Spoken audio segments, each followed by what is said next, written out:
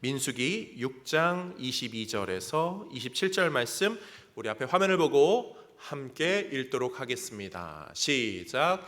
여호와께서 모세에게 말씀하여 이르시되 아론과 그의 아들들에게 말하여 이르기를 너희는 이스라엘 자손을 위하여 이렇게 축복하여 이르되 여호와는 내게 복을 주시고 너를 지키시기를 원하며 여호와는 그의 얼굴을 내게 비추사 은혜 베푸시기를 원하며 여호와는 그 얼굴을 내게로 향하여 드사 평강 주시기를 원하노라 할지니라 하라. 그들은 이같이 내 이름으로 이스라엘 자손에게 축복할지니 내가 그들에게 복을 주리라. 아멘. 우리가 축복하면 하나님께서 그 기도 제목대로 하나님께서 복을 내려주신다라고 하는 내용인데요, 오늘 가장 중요한 자세라는 제목으로 하나님 말씀 나눌 때 각자의 자리에서 은혜 받는 우리 모든 성도님들이 되시기를 주님의 이름으로 축복합니다. 성도님들 지금 예배 앉아서 드리고 계시죠?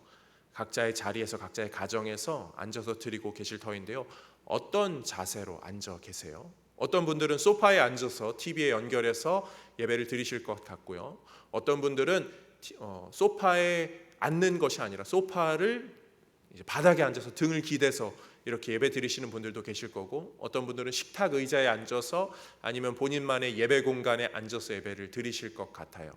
앉아있는 자세들 어떠시죠? 허리가 이렇게 구부정하신 분들 계실 것 같아요. 허리 좀 이렇게 쭉 펴시고 그렇게 예배 드리는 게 건강에도 좋습니다. 우리 일반 사람들과 연예인들, TV에 나오는 그 배우들의 모습을 이렇게 좀 비교해서 생각해 보면요, 요즘 그런 배우들의 모습 TV에서 자주 보잖아요. 제가 보면서 항상 느끼는 것들이 있어요. 모델들, 배우들은 항상 자세가 다르다.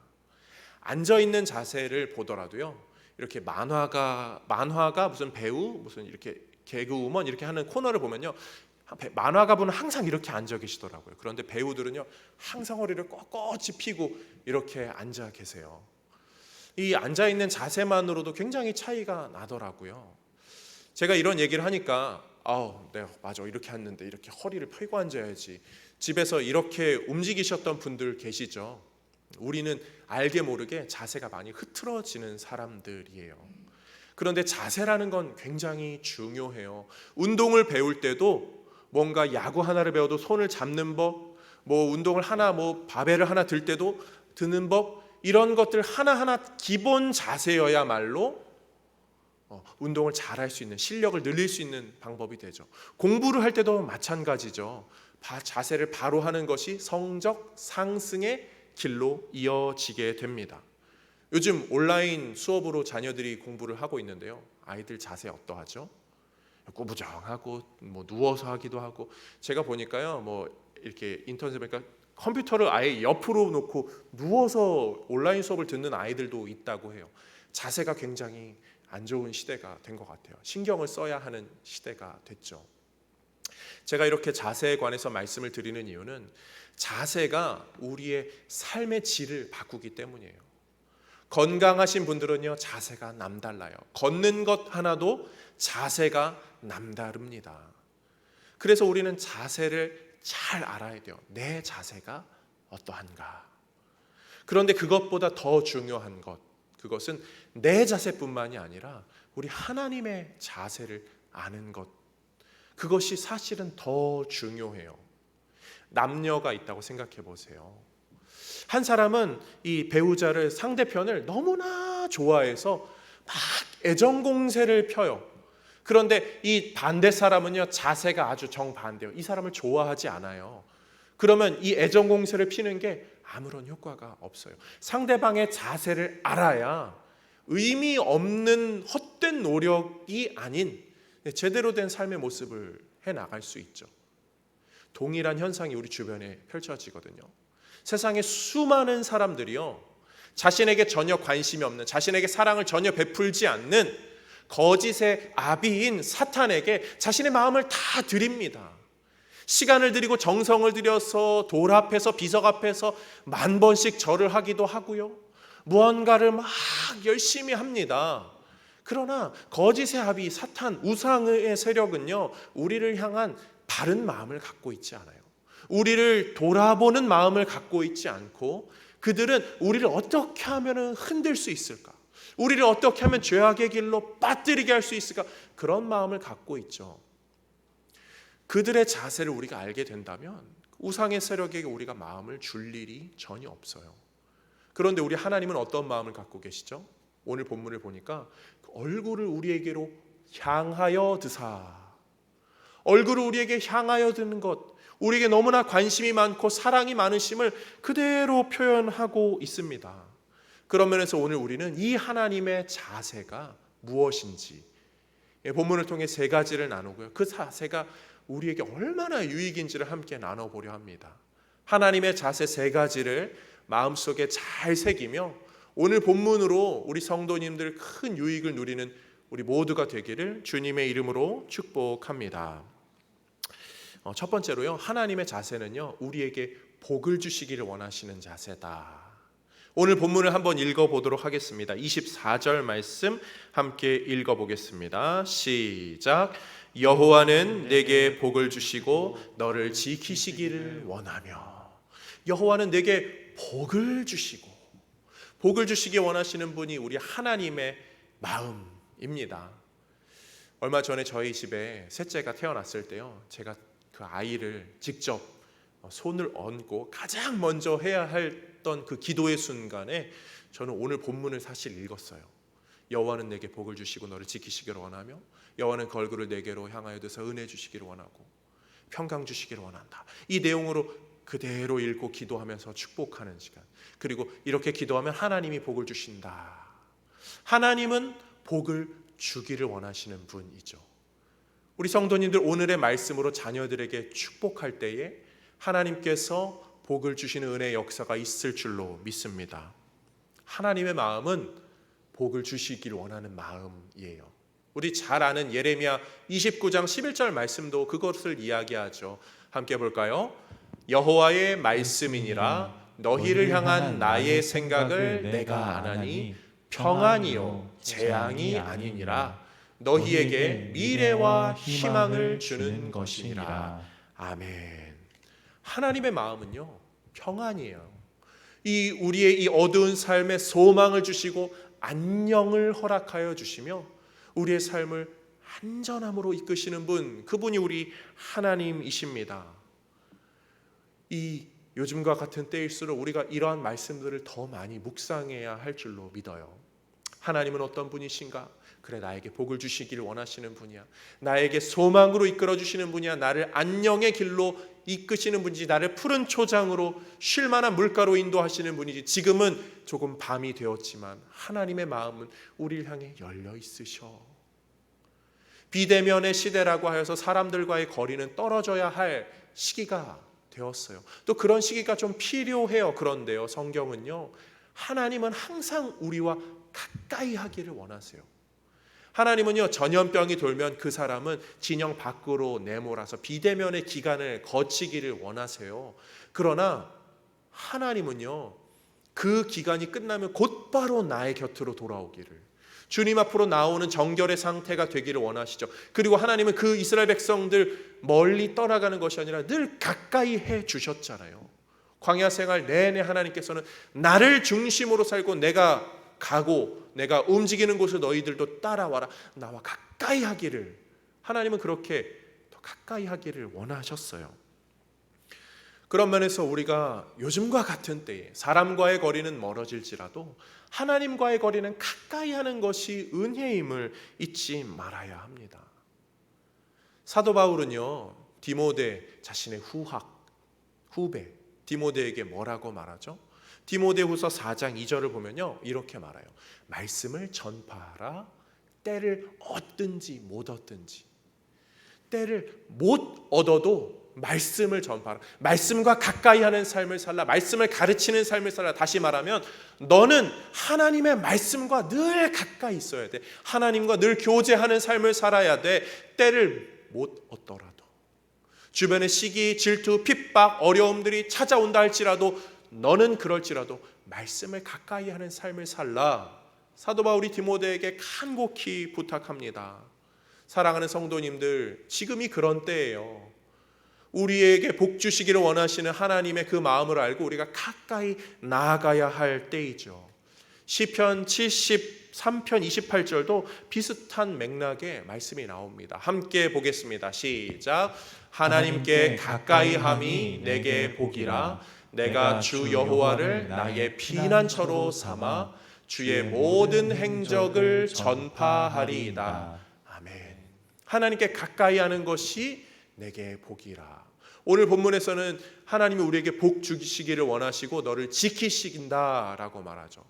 시편에서는 하나님께 가까이 하는 것이 복이라고 말하고, 그럴 때 주님이 우리의 피난처가 되어주신다, 주님을 피난처로 삼을 수 있다 말하죠. 하나님이 우리의 복이라는 사실은 그분이 우리를 지켜주신다라는 의미예요. 뭐가 복이라고 생각하세요? 돈이 복입니까? 요즘 정말 돈이 복 같죠. 경제적인 어려움이 많이 우리의 곁으로 다가오고 피부로 느끼는 분들이 너무나 많아진 시대가 되었잖아요. 그래서 돈 좀 있었으면 좋겠다, 이 마음으로 살아가는 분들 정말 많을 거예요. 세상에도 그런 분들 정말 많을 거죠. 돈이 복인가요? 돈이 왼수죠, 사실. 그거 없어서 내가 지금 이 고생하고 있잖아, 이런 생각들을 할 수 있잖아요. 돈은 왼수예요, 정말 왼수. 복은 돈이 아니에요. 복은요, 하나님이 복입니다. 다른 거 아니에요. 돈 많아도요, 문제 가운데 허덕이는 사람들 많아요. 건강 아무리 있다 한들 자그만 시련 앞에 흔들리고 마음고생하는 것이 우리잖아요. 그런 면에서 우리를 안전하게 지키는 분이 계시다면 그것이 진정한 복 아닙니까? 저는 정말 하나님밖에는 답이 없다라고 생각하게 돼요. 우리 성도님들, 어른분들은요, 한 해 한 해 지나가고 2020년은 정말 코로나 한 해로 지나가죠. 그래서 2019년에서 2021년으로 뛰는 것처럼 비슷하게 그냥 넘어가겠거니, 조금 더 몸이 늙었거니 생각할 수 있는데요, 우리 자녀들은 지금 너무나 중요한 시기를 지나가고 있거든요. 우리 자녀들은요, 1년 배우는 게 늦춰지면요, 미래에 10년 고생하게 돼요. 1년 배우는데 차질이 생기면요, 그거는 인생의 중요한 것을 그 배워야 할 시기에 못 배우고 지나가는 그런 일로 귀결될 수 있잖아요. 그런 생각에서 우리 자녀들이야말로 지금 너무나 중요한 시기를 지나가고 있어요. 성도님들이 가정에서 충분히 가르치고 계신가요? 충분히 지도하고 계신가요? 또 그렇지도 않은 것 같잖아요. 이 자녀들 우리가 어떻게 지키고 어떻게 키우고 어떻게 양육하고 어떻게 이끌 수 있습니까? 하나님 외에는 그것이 가능한 분이 없는 줄로 믿습니다. 그런 면에서 하나님께 구하세요. 신앙적인 몸부림을 치세요. 가정 안에서 나는 잘 못해도 우리 자녀만큼은 신앙으로 더 키워야지. 그동안 안 하셨던 분들도, 못 하셨던 분들도 더 말씀으로 나아가기를, 더 하나님께 구할 수 있는 우리 모든 성도님들이 되시기를 주님의 이름으로 축복합니다.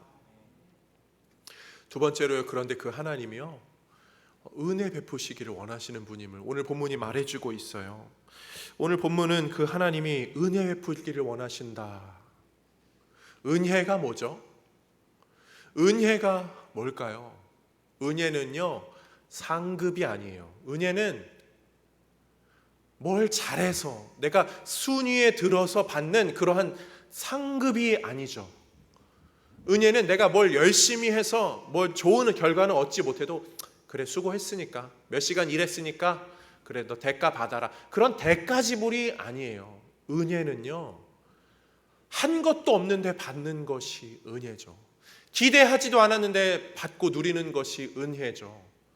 우리가 일상에서 은혜라는 말을요, 언제 많이 쓰냐면요, TV에서 정말 어떠한 가수가 나와서 마음을 울리는 노래를 막 부르면 막 TV에서 막 눈물 흘리는 사람들 막 찍어주고 그러면서 은혜 받았어 라고 하는데, 그것이 은혜인가요? 좀 은혜의 의미가 희석된 것 같아요.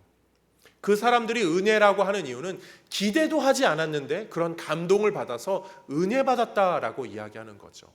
그런 면에서 하나님이 주시는 은혜는 뭐죠?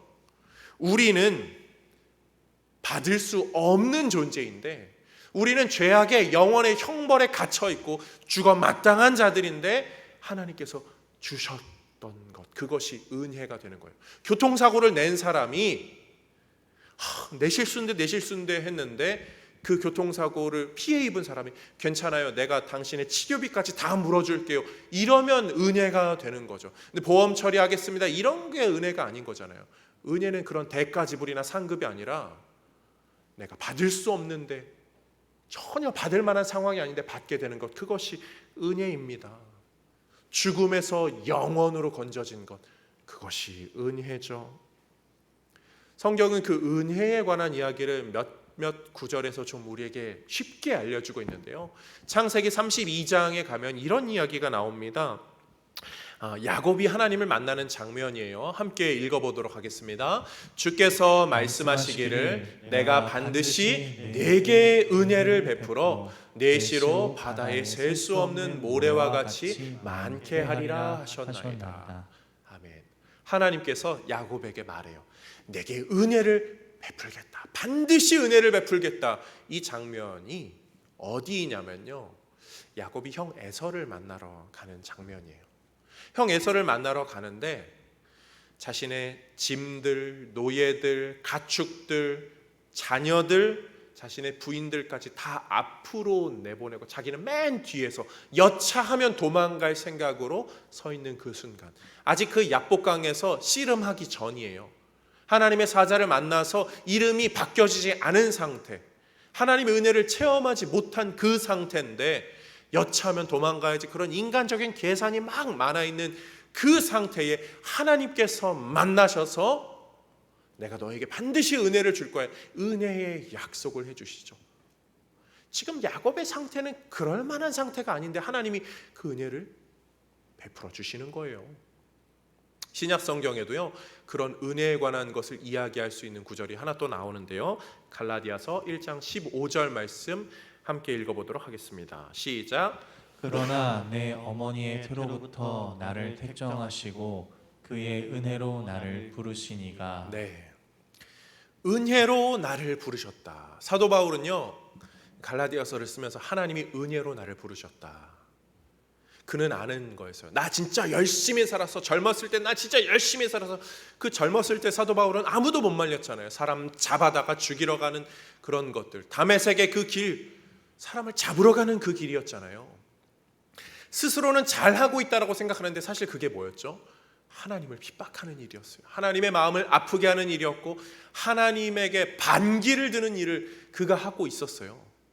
그런 사람은 그가 했던 것처럼 죽여 마땅한 사람이었어요. 즉 자기 자신은 죽어 마땅한 사람, 다메섹에서 벼락을 맞아 죽어도 이상할 것이 없는 사람이 사도 바울이었어요. 그런데 그는 나는 원래 죽어야 되는 사람이야, 하나님의 진노에 죽어야 되는 사람이야. 그런데 하나님이 거기서 나를 만나셨어. 하나님이 나를 은혜로 부르셨어. 죽어야 되는데 살리셨어. 나는 그거 받을 만한 자격이 없는데 하나님이 나를 살리셨지. 그 은혜의 고백을 하고 있습니다. 사랑하는 성도님들, 우리는 그 은혜 받은 자임을, 하나님은 그런 은혜를 베푸시는 분임을 늘 기억해야 합니다. 요즘 자기 자신을 돌아봐야 하고 자기 자신을 돌아볼 수 있는 시간이 많죠. 가정에서 시간을 더 많이 보내시면서 어떤 생각을 많이 하세요? 내가 훌륭한 부모인가? 내가 괜찮은 자녀인가? 내가 배우자에게 정말 너무나 존귀한 그런 배우자인가? 썩 괜찮은 학생인가? 자신을 돌아보면요, 요즘 같은 때에 더 잘 보이죠. 작은 것 하나에도 사소하게 화내고, 집안일 하나 도와달라고 그러는데 몸이 귀찮아서 하기 싫어하고, 부모님에게 틱틱거리고, 자녀에게 내가 너를 바르게 키워야 한다라는 그러한 의무감에 사로잡혀서 때로는 가슴을 후벼 파는 상처 주는 이야기들을 서심없이 하고 삶과 마음과 몸과 행동으로 부족함을 여실히 우리는 마주하고 살아갑니다. 학생으로서의 자세는 어떠하죠? 열심히 공부 잘 안 하게 되는 것 같아요. 각자의 자리에서 누군가 보지 않을 때, 혼자 있을 때 마음이 흐트러지고 삶이 그렇게 모범적이지 않은 모습들도 우리 안에 많이 있을 거예요. 그런 설문조사들 많이 하잖아요. 그리고 그런 결과들이 있거든요. 당신에게 만약에 어떠한 일을 불법이지만 결코 걸리지 않을 불법을 행할 수 있는 기회가 있다면 하겠습니까? 만약에 한다면 일확천금이 눈앞에 놓여 있다고 하면, 그런 설문에 대하여서 많은 사람들이 걸리지 않을 불법이라면 하겠다. 그래서 뭐 몇 천만 원, 몇 억을 받는다고 하면 하겠다. 어린아이들도 그런 결과가 나오고 청장년들도 그런 결과가 많이들 나와요. 우리는 그런 악한 존재죠.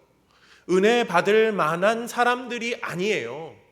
뭔가를 대우받을 만한 사람이 아닌데 하나님이 우리에게 은혜를 베풀어 주신대요. 그런 우리에게 하나님이 은혜 베푸시기를 원한다. 나는 너에게 은혜를 베풀기를 원해. 하나님은요, 우리를 포기하지 않으세요. 사랑하는 성도님들, 요즘 코로나 때문에 신앙이 많이 아주 저 밑바닥으로 내려간 것 같죠? 야, 하나님이 나 같은 사람 받아주겠어. 어떠한 가정은 어쩌면 예배를 안 드리는 가정도 있을 거예요. 어떠한 가정은 일부 분은 드리지만 어떤 분들은 난 안 드릴래. 그냥 나중에 코로나 나아지면 교회 나갈래. 그런 분들, 그 중에는 어떤 분들은 이게 내 신앙인데 무슨 내가 이런 모습으로 신앙생활 한다고 그래. 그냥 교회 안 나가. 이런 생각하실 분들이 있을지도 몰라요. 그런데 우리는 그런 존재예요. 그렇지만 하나님이 그런 우리를 사랑하시고 포기하지 아니하시고 은혜를 계속 베풀어 주시기로 약속해 주세요. 사업을 하는 분들이 그러잖아요. 사업의 투자 금액이 클수록 사업을 포기하지 않습니다. 어느 순간에 손해가 일어나도 감내하고 나아갑니다. 그래, 내가 2억 투자한 사업이야. 그런데 손해가 지금 아직 1억 정도 났어. 아직 견딜만 해 라고 하면은 그 사업 포기하지 않고 접지 않고 붙잡아요. 할 수 있을 것 같다라는 믿음이 조금이라도 있으면. 그런데 하나님은 우리를 구원하시기 위해 무엇을 투자하셨죠? 아들 예수 그리스도의 생명, 가장 존귀한, 가장 값진 것을 투자하셨어요. 그리고 하나님은 아세요. 이것은 실패하는 사업이 아니다. 좀 내려가는 상황이 찾아올지라도, 어둠의 상황은 찾아올지 모르겠지만 실패하는 사업이 아니라 반드시 승리하는 사업이다. 하나님은 아시기 때문에 포기하지 않으시죠. 사랑하는 성도님들, 하나님이요, 우리 성도님들을 포기하지 않으십니다. 하나님이 우리 성도님들의 가정을 포기하지 않으시고요, 우리 성도님들의 자녀들을 포기하지 않으시고 성도님들의 배우자를 포기하지 않으십니다. 성도님들이 기도하고 있는 그 기도의 대상을 포기하지 않으시고요, 끝까지 함께 하시며 그 기도를 들으시고 응답하시며 은혜로 우리 성도님들의 인생을 이끌어 주시는 분이십니다.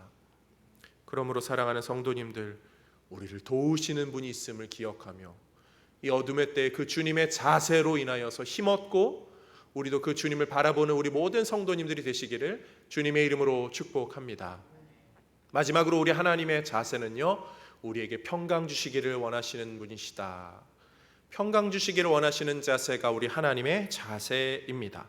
26절 말씀을 함께 읽어보겠습니다. 시작. 여호와는 그 얼굴을 내게로 향하여 드사 평강 주시기를 원하노라 할지니라 하라.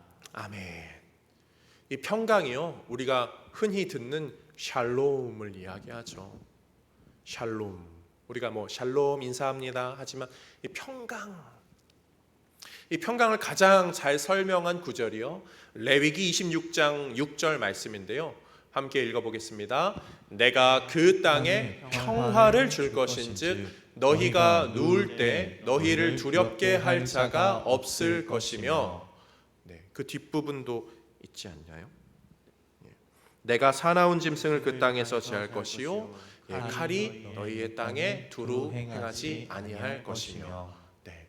평강을 하나님이 주시면요, 전쟁이 없는, 칼이 없는 상황, 두려움이 없는 상황, 평안히 눕는 상황, 잠잘 때 적군의 침입을 걱정하지 않는 상황이 바로 평안의 시대, 샬롬의 시대라고요. 하나님이 주시면 그런 시대가 찾아온다고요. 또한 짐승, 사나운 짐승의 위협에서 안전할 것이다. 이것을 이사야 선지자가요 동일하게 예언하죠. 이사야 11장에서 이야기하는데요. 시간 관계상 다 읽지는 않은데요. 이 내용이에요. 우리 다 아시는 구절이에요. 우리 사막에 샘이 넘쳐 흐르리라. 그 찬양에 나온 가사가 이사야 11장이거든요. 사자들이 어린 양과 뛰놀고 장난 뭐 이런 거 있잖아요. 독사굴에 어린이가 손 넣고. 사나운 짐승들이 있어도 해함이 없는 시대, 이사야 11장에서 그 샬롬의 시대를 노래하고 있는데요. 그 샬롬의 시대를요 9절 10절에서 이렇게 말해요. 시작. 내 거룩한 산 모든 곳에서 해됨도 없고 상함도 없을 것이니 이는 우리 바다를 덮음같이 여호와를 아는 지식이 세상에 충만할 것임이니라. 10절 시작. 그날에 이새의 뿌리에서 한 싹이 나서 만민의 기치로 설 것이요 열방이 그에게로 돌아오리니 그가 거한 곳이 영화로우리라. 아멘. 이 평화의 시대가 언제 시작되냐? 이새의 뿌리에서 한 싹이 나을 때 시작된다. 이새의 뿌리, 이새가 누구죠? 다윗의 아버지잖아요. 이새의 뿌리라고 하는 것은 저희 그 복음발 했던 분들은 다 아실 거예요.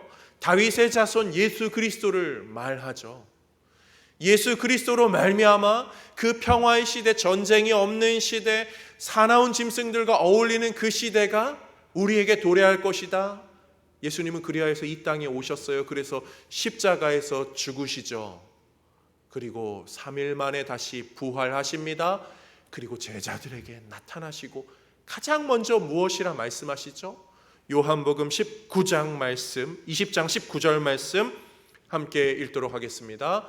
이날 곧 안식 후 첫날 저녁 때에 제자들이 유대인들을 두려워하여 모인 곳의 문들을 닫았더니 예수께서 오사 가운데 서서 이르시되 너희에게 평강이 있을지어다. 아멘. 요한복음 20장 19절인데요. 20장에 예수님이 이 부활하시고 제자들에게 나타났을 때 이 평강이 있을지어다를 3번 반복하세요. 처음에 제자들이 막 무서워 두려워 떨 때 지금 이 19절 너희에게 평강이 있을지어다 찾아가서 말씀하세요. 그 다음에 21절 말씀에 보면요, 그래도 제자들이 불안에 떨고 있는 거예요. 그러니까 또 너희에게 평강이 있을지어다 말씀하시죠. 제자들은 그리고 마음에 좀 위안을 얻어요. 그런데 위안을 얻지 못한 제자, 예수님을 만나지 못한 제자가 있었죠. 누구죠? 나 손 이거 보고 싶어, 예수님 이거 보고 싶어 한 사람, 바로 도마예요. 그러자 요한복음 20장 26절 말씀에 보면요, 여드레를 지나서 제자들이 다시 집안에 있을 때 도마도 함께 있고, 그때 예수님 찾아와 뭐라고 말씀하시죠? 너희에게 평강이 있을지어다.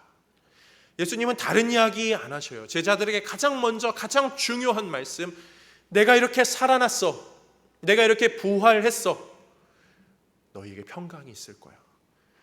두려워 떨고 있는 자들, 불안해하는 자들, 염려하는 자들, 예수님을 온전히 신뢰하지 못하던 자들에게까지 예수님은 찾아가셔요. 그것이 은혜죠. 이 배신자들, 이 거짓말쟁이들 예수님은 혼내지 아니하시고 찾아가셔서 너희에게 평강이 있을 거야. 그것이 우리 예수님의 마음입니다. 우리는 그 평강을 기다려요. 예수 그리스도로 인하여서 이미 우리에게 주어졌지만 영원한 평강이 우리에게 있음을 우리는 알고 기다리고 살아갑니다. 코로나 상황은 정말 끈질겨요. 이 어둠은요 정말 언제 끝날지 모르겠어요. 1년, 2년을 말하는 사람들도 있고요. 물론 금방 내일 백신이 개발될지도 모르겠지만 멀리 보는 사람들도 많습니다. 많이 힘드시죠. 경제적으로 정말 핀치에 몰린 분들이 많아지고 있어요. 교회도 마찬가지지만 교회가 앓는 소리를 하는 것보다 우리 성도님들은 얼마나 더 많이 힘드실까 생각하게 돼요. 빨리 단계도 낮아지고 백신도 개발되어서 문제가 좀 사라졌으면 좋겠지만 그 이후에 뒤처리는 좀 나중에 생각하더라도 일단 이게 좀 지나가면 좋겠지만 도무지 지나가지 않네요. 어쩌면 우리가 사는 날 동안은 계속 씨름하게 될지도 모르겠어요. 그럴 수도 있는 거잖아요. 그런데 코로나는 우리 삶 가운데 안 끝날지 몰라도 이 지긋지긋한 인생의 어두움은 결국은 끝나고 하나님이 준비한 영광스러운 평화의 시대는 반드시 도래하게 됩니다. 예수님께서 이미 어둠의 권세를 십자가에서 다 물리치시고 부활하심으로 말미암아 그 평강을 우리에게 주셨기 때문에 그 약속을 받은 자는, 구원의 백성들은 그 평화의 때를 만나게 되겠죠. 믿지 않는 자는 그것을 못 만나게 되겠지만 믿는 자는 그 평강의 때, 샬롬의 때를 반드시 만나게 됩니다. 아픔도 해함도 근심 걱정 괴로움 없는 그 때를 우리는 만나게 됩니다. 아니 지금 힘든데 그게 뭔 상관이에요? 라고 생각하는 분들 계실까요? 나는 지금 죽겠는데 나중에 그 천국 간다는 게 나에게 무슨 위로가 된다고 지금 그런 말을 해요? 그런 분들 계실까요? 우리가 지금의 고난이 좀 힘들어서 그런 생각으로 우리가 좀 시험 당하는 것 같지만 그 날이 있다는 것 자체가 우리에게 얼마나 큰 위안인지를 한번 떠올려 보겠습니다. 이번 주가 수능 수학능력시험 그 등록 신청 기간이었어요. 그래서 아마 고3 학생들 또 재수를 하고 있는 학생들은요, 이번 주와 다음 주에 그 수능 신청을 했을 거예요. 81일 남았다고 하더라고요. 오늘 날짜, 주일 날짜로 81일, 2달하고 조금 넘게 남았어요. 제가 그 고3 때를 떠올려 보면요, 정말 막 화가 나요. 공부를 막 하고 싶은데 막 잠이 쏟아져. 체력이 안 되니까 막 잠이 쏟아지면 정말 화가 나요. 이만큼 문제집을 이만큼 풀어야 되는데 중간까지밖에 못 풀었는데 막 잠이 쏟아지고 그러면 막 너무 화가 나고 속상하고 스트레스 받아요. 그런데도 막 치고 막 별 뭘 꼬집고 해도 그래도 막 잠을 자는 거예요. 너무 속상한데 그래도요, 책상 머리에 끝까지 앉아 있는 연습 그 계속 했죠. 허리도 아파요, 엉덩이 아파요, 몸도 뻑적지근해요. 뭔가 개운하지도 않고 늘 찌뿌둥하고 잠을 또 충분히 자는 것도 아니니까 어떨 때는 막 몽롱하기도 하고 너무 힘들어요. 다 때려칠까 막 그런 생각들이 막 불쑥불쑥 올라왔죠. 그런데요, 그것을 견딜 수 있었던 이유는 단 하나예요. 그 날이 있기 때문이죠. 그 날만, 수능 날만 끝나면 나는 자유야. 나 2박 3일 잠잘 거야. 막 이런 생각들. 그 날에 대한 기대감이 있기 때문에 그래, 조금만 더 버티자, 버틸 수 있어, 할 수 있어, 이 마음으로 그 수험생의 기간들을 이겨나갔죠. 군인들이 아주 강도 높은 훈련을 받는데 그 훈련을 견딜 수 있는 이유는 뭐죠? 요즘에 젊은 사람들은 그 UDT 훈련에 관하여서 굉장히 이슈가 많이 되는데요. 그 UDT는 일주일간 잠을 안 자는 훈련, 겨울바다 한가운데로 막 들어가는 훈련, 그런 것들을 한다고 해요. 사람이 어떻게 그런 걸 감당하는지 모르겠는데 정신력으로 이긴다고 하잖아요. 결국 끝날 거야. 나는 이길 수 있어. 그 날을 나는 마주하게 될 거야. 나는 중도 포기하지 않고 그 날에 결국 나는 수료하게 될 거야. 그 마음으로 견디는 사람들이 결국 그 UDT 훈련을 다 이겨낸대요. 그 힘든 훈련들은요, 그 끝날이 있음을 인지하는 그 마음에서 승리할 수 있어요. 우리도 마찬가지입니다. 사랑하는 성도님들, 코로나 시대의 젊은 사람들이요, 대학생들 설문으로 44%가 심적인 어려움, 마음의 우울증을 겪고 있다라고 이야기를 해요. 지금 2학기째 온라인 수업을 하고 있다 보니까 너무 힘든 거예요. 젊은 세대들이요. 절반 가까운 사람들이 마음의 어려움을 겪고 있어요. 그런데 우리가 이런 어려움의 시대를 이겨나가는 방법, 우리에게는 끝날 그날이 있다. 주님이 준비하신 그 날이 있다. 그리고 그 주님은 어떤 분이시다. 오늘 본문을 되돌려 보면서 그 주님은 복을 주시기를 원하시는 분이고 정말 가치 없는 우리들에게 은혜를 베풀어 주시는 분이 우리 주님이시고, 그 주님이 베풀어 주시는 은혜로 우리가 평강을 누리게 될 것임을 약속해 주시는 분. 그리고 우리가 이것으로 기도할 때에 자녀들에게 복을 주겠다, 하나님이 약속해 주신다. 그분이 우리 하나님이다. 성경은 우리에게 오늘 말씀으로 교훈해 주고 있습니다. 우리가 하나님이 그런 분임을 안다면요, 우리가 할 수 있는 건요, 다른 것은 없을지라도 구하는 것 하나는 할 수 있어요. 하나님 복 주신다고 했죠? 은혜 주신다고 했죠? 평강 평안 주신다고 했죠? 내 삶에 그거 허락해 주세요. 하나님 나라 그날 기다리면서 내가 잘 달려갈 수 있도록 오늘 삶 주께서 나를 좀 위로해 주세요. 기도하고 간구하세요. 구하라 너희에게 주실 것이요. 주님은 우리에게 주시겠다 말씀하십니다. 세상의 것 기대지 말고 주님의 것을 사모하며 주님께 기대하며 기도함으로 신앙으로 하루하루 승리하며 살아가는 우리 모든 성도님들이 되시기를 주님의 이름으로 축복합니다. 우리 찬송 한 절만 함께 부르고 기도하고 예배를 마칩니다.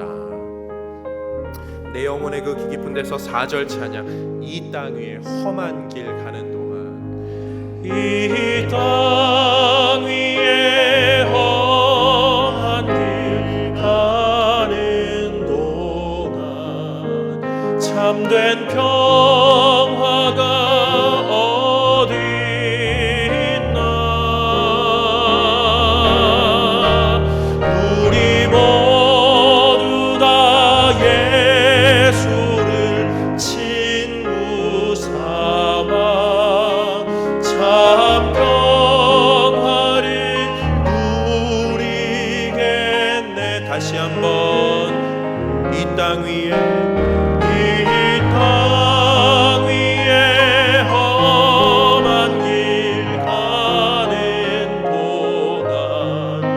참된 평화가 어디 있나. 우리 모두 다 예수를 친구 삼아 참 평화를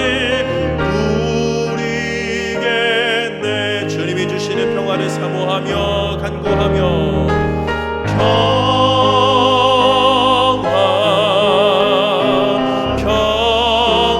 그 평화는 어디서 옵니까? 하늘 위에서 내려오네.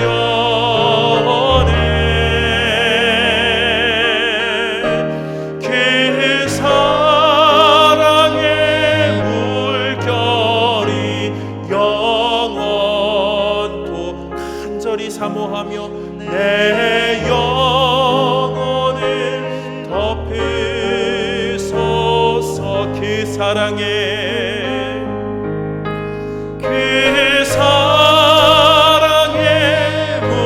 물결이 영원토록 내 영혼을 덮으소서. 우리 눈을 감고 간절히 사모하며 그 사랑의 물결이 영원토록 주님 내 영혼을 덮으소서.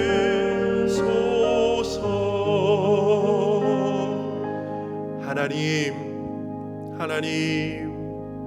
주님이 주시는 평화가 너무나 절실합니다. 우리의 인생에, 우리의 가정에, 우리의 마음에, 우리의 신앙에, 우리의 자녀들에게, 우리의 배우자들에게, 우리의 모든 삶의 영역에 하나님의 그 평화가 너무나 절실합니다. 우리 사랑하는 성도님들, 머리 숙인 성도님들의 모든 인생들 가운데 하나님 그 은혜를 허락하여 주옵소서.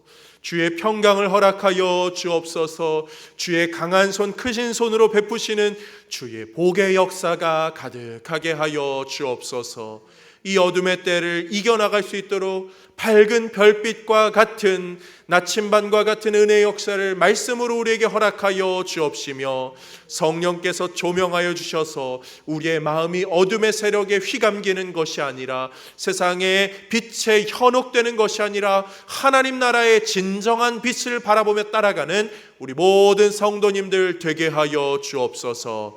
예배하며 살아가는 성도님들의 가정과 삶과 육신과 마음과 정신과 영혼을 지켜주시기를 원하며 한 주간의 삶을 살아갈 때 삶의 모든 환경에서 승리하며 살아가는 모든 성도님들 되게 하여 주옵소서. 수험생들 자녀들 지혜로 지켜주시고 잘 배우게 하여 주시며 하나님께서 잘 자라게 하여 주옵시고 아버지 하나님 군에 간 자녀들 멀리 있는 자녀들 안전하게 지켜주시기를 원하며 연로한 우리 성도님들 강건하도록 병환 가운데 있는 성도님들 더 속히 회복되도록 주여 역사하여 주옵소서. 지금은 우리의 구주 예수 그리스도의 은혜와 하나님 아버지의 크신 사랑과 성령의 교통하심이 우리 모두에게 함께 있을지어다. 아멘.